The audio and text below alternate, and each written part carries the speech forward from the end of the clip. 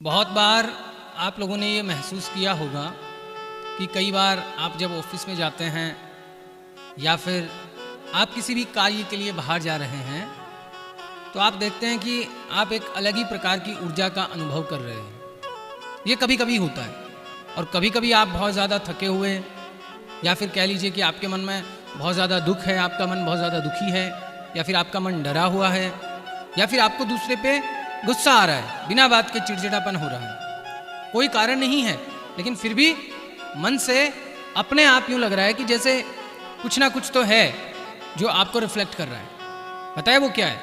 वो है एक ऊर्जा। और ये जो ऊर्जा है ना, ये आपके द्वारा किए गए कार्य, आप क्या खाते हैं, क्या पहनते हैं, क्या पीते हैं, किनके साथ आप संग करते हैं, कहाँ जाते हैं, इन सब से ये ऊर्जा प्रभावित होती है। ऊर्जा दो प्रकार की, एक सकारात्मक और एक नकारात्मक। अब कई बार नकारात्मक ऊर्जा का ज़्यादा प्रभाव होगा तो आप जो है वो उसी प्रकार के कार्य करेंगे, और कई बार यदि सकारात्मक ऊर्जा का ज़्यादा प्रभाव होगा तो आपके जो कार्य हैं, आपका जो मन है वो उसी प्रकार आपको जो है वो भ्रमित करेगा। तो इसमें वस्त्रों का बहुत बड़ा योगदान होता है, क्योंकि कई बार हम जाने अनजाने कुछ ऐसे वस्त्र धारण कर लेते हैं जो हमारी ऊर्जा को प्रभावित कर रहा है। तो सनातन धर्म में बताया गया है कि कैसे हमें वस्त्र धारण करने चाहिए। वस्त्रों को धारण करने के नियम भी हमारे सनातन धर्म में हमें बताए गए हैं। यदि हम इन नियमों का पालन करेंगे तो निस्संदेह हम अपने जीवन को बहुत ही सुखपूर्वक व्यतीत कर पाएंगे। नियम क्या है जी? पहला नियम तो यही है कि जब भी आप वस्त्र धारण करें तो वस्त्रों के ऊपर थोड़ा सा जल छिड़क करके ही वस्त्रों को धारण करें। अब इसका तात्पर्य ये नहीं है कि आपके मैले कुचले वस्त्र हैं और उन पे आपने थोड़ा सा जल छिड़क लिया और पहन लिए। नहीं, आपके धुले हुए, आपके इस्त्री किए हुए जो वस्त्र हैं, जिनको आप स्नान करने के बाद में धारण करने वाले हैं, पहनने वाले हैं, उनके ऊपर जल का छींटा दे करके आपको वस्त्र पहनने हैं, उन वस्त्रों को धारण करने हैं। और भी नियम आगे मैं आपको बता रहा हूँ, काफ़ी सारे नियम बताए गए हैं, लेकिन कुछ नियम ऐसे हैं जिनका पालन आप कर सकते हैं, कुछ नियम ऐसे हैं जिनका पालन करना आप लोगों के लिए संभव नहीं है। तो जिनके लिए जो नियम पालन करना संभव है उन नियमों का पालन आप कीजिएगा। तो सबसे पहला मैंने आपको बताया कि वस्त्र के ऊपर जल छिड़क करके आपको जो है वो वस्त्र धारण करना है। दूसरा नियम आता है कि जो पहने हुए कपड़े हैं, एक बार मान लो आपने कोई कपड़े पहन लिए तो उसको आपको दोबारा नहीं पहनना है जब तक वो धुल नहीं जाए। जब तक वो धुल नहीं जाए, जब तक वो पवित्र नहीं हो जाए, तब तक आप उसको दोबारा धारण ना करें। कोई विशेष प्रकार की परिस्थिति है तो बात अलग है। अगर वस्त्र मैले नहीं भी हैं तो भी प्रयास कीजिए कि उनको जल से निकाल लीजिए। साबुन मत लगाइए, उसको वॉश मत कीजिए, उनको धोइए मत, लेकिन जल से निकाल करके सुखा दीजिए, उसके बाद आप पहन लीजिए। क्योंकि वस्त्र जो हैं वो यहाँ पे जो ऊर्जा आपके इर्द गिर्द, आपके आसपास में जो ऊर्जाएं हैं उनको अपनी तरफ आकर्षित कर रही है। तो इसलिए वो ऊर्जा, क्योंकि आपने स्नान किया, आप तो उस ऊर्जा से मुक्त हो गए, लेकिन अब वस्त्रों को आपने स्नान करवाया नहीं, उनको आपने धोया नहीं, तो अब वो ऊर्जा आपको वस्त्रों के द्वारा आपको प्रभावित करेगी। तभी फिर देखने में आता है कई बार जाने अनजाने हम यदि अच्छे वस्त्र या फिर पवित्र वस्त्र धारण कर लेते तो बड़े प्रसन्न होते हैं। कई बार अपवित्र वस्त्र धारण किए हुए हम यदि घूम रहे हैं तो हमारा मन फिर उसी प्रकार के कार्य करता है। इसलिए हमें इस बात का ध्यान रखना है। तीसरा है कि कभी भी वस्त्र को उल्टा करके हमें नहीं पहनना चाहिए। कई बार क्या होता है कि जो हमारे अंत वस्त्र हैं उनको हम उल्टा पहन लेते हैं, अंडरवियर, बनियान, ये सबको उल्टा करके पहन लेते हैं। जान से या अनजाने से या आलस से, किसी भी कारण से हम उल्टा उनको पहन लेते हैं। तो हमें उल्टा नहीं पहनना चाहिए, इस बात का ध्यान हमें जरूर रखना चाहिए।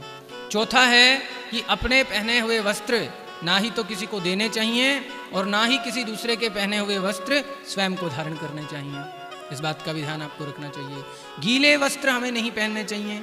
अब बोले गीले वस्त्रों से क्या होता है, गीले वस्त्र क्यों नहीं पहनने चाहिए? आप ऐसा समझिए कि सूखे वस्त्र जब आप मिट्टी में डालते हैं तो मिट्टी कम लगती है, और गीले वस्त्र जब आप मिट्टी में डालते हैं तो मिट्टी अधिक लगती है। ये बात है। तो इसी प्रकार जब आपके वस्त्र सूखे होते हैं तो वो ऊर्जाओं को कम अपनी तरफ आकर्षित करेंगे, गीले होंगे तो ऊर्जाओं को ज़्यादा अपनी तरफ आकर्षित करेंगे। और हमें तो जो सकारात्मक ऊर्जा है वो तो हमें चाहिए, लेकिन नकारात्मक ऊर्जा से हमें दूर रहना है। लेकिन अब हमें कैसे पता चले कि कौन सी सकारात्मक है, कौन सी नकारात्मक है? इसलिए जो सकारात्मक ऊर्जा होगी वो पवित्रता की तरफ अपने आप आकर्षित हो जाती है, और नकारात्मक ऊर्जा जो होती है वो अपवित्रता की तरफ आकर्षित होती है। तो जब हम पवित्र रहेंगे तो स्वतः ही हमारी तरफ जो है वो सकारात्मक ऊर्जा आएगी, और सकारात्मक ऊर्जा जो है वो क्या करती है, व्यक्ति को हर कार्य में, हर क्षेत्र में आगे बढ़ाती है। और नकारात्मक ऊर्जा नकारात्मक विचारों के द्वारा आपको पीछे धकेलती है।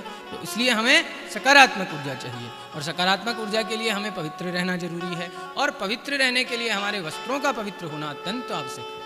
क्योंकि हम तो स्नान करके पवित्र हो जाते हैं, लेकिन वस्त्रों को भी स्नान करवाना चाहिए, अर्थात उनको भी धोना चाहिए। मैले वस्त्र जो धुले हुए नहीं हैं उनको भी धारण नहीं करना चाहिए। यदि कोई ऐसा वस्त्र जो आप शमशान भूमि में या किसी ऐसी अपवित्र अवस्था में गए हैं, लघु शंका करके आए हैं, दीर्घ शंका करके आए हैं, या फिर वो वस्त्र अपवित्र हो गए हैं किसी कोई ऐसा कार्य करने की वजह से, तो उन वस्त्रों को धोए बिना आपको धारण नहीं करना चाहिए, उनको धो करके ही आपको धारण करना चाहिए। नील में रंगा हुआ वस्त्र, बहुत बार देखने में आता है कि नील में रंगे हुए वस्त्र भी धारण किए जाते हैं, लेकिन नील में रंगे हुए वस्त्रों को धारण नहीं करना चाहिए। यदि कोई व्यक्ति नील में रंगे हुए वस्त्रों को धारण करके भोजन बनाता है, रसोई तैयार करता है, और उस रसोई को यदि कोई व्यक्ति खाता है तो वो विष्ठा पान करता है।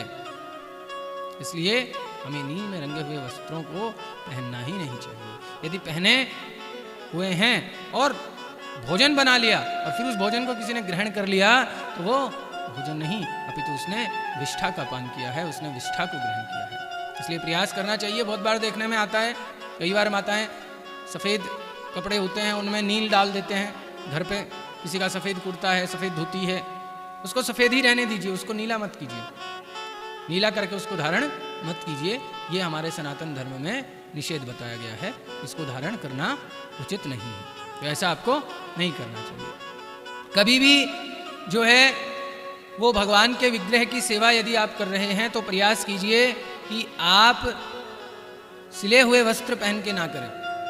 लेकिन संभव नहीं है, घर पे मान लो हम चित्रपट से भगवान की सेवा कर रहे हैं, लेकिन हमें धोती पहनना या फिर अन्य प्रकार के वस्त्रों का उतना ज्ञान नहीं है, नहीं पहन सकते, धोती कुर्ता नहीं पहन सकते या अकेले धोती, तो उस परिस्थिति में जो वस्त्र आप पहनते हैं ध्यान रखिए कि वो पवित्र हों, धुले हुए हों, यहाँ तक कि उन वस्त्रों को पहन करके आप लघु शंका या दीर्घ शंका भी ना गए हों। ऐसा आपको प्रयास करना चाहिए। ऐसा यदि हम करते हैं, क्योंकि सोते समय आपके अलग वस्त्र होने चाहिए, बाहर जब आप जाते हैं, ऑफिस में जाते हैं, उस समय आपके अलग वस्त्र होने चाहिए, भोजन करते समय आपके अलग वस्त्र होने चाहिए, और जब आप भगवान की सेवा करते हैं, जप करते हैं, तप करते हैं, पूजा पाठ इत्यादि कार्य करते हैं, दान करते हैं, तो उस समय आपके अलग वस्त्र होने चाहिए। लेकिन इतना करना संभव नहीं है, तो जो संभव है उन नियमों का पालन तो हमें अवश्य करना चाहिए कि कम से कम भगवान की जब हम सेवा करें उस समय हम पवित्र वस्त्रों को धारण करें।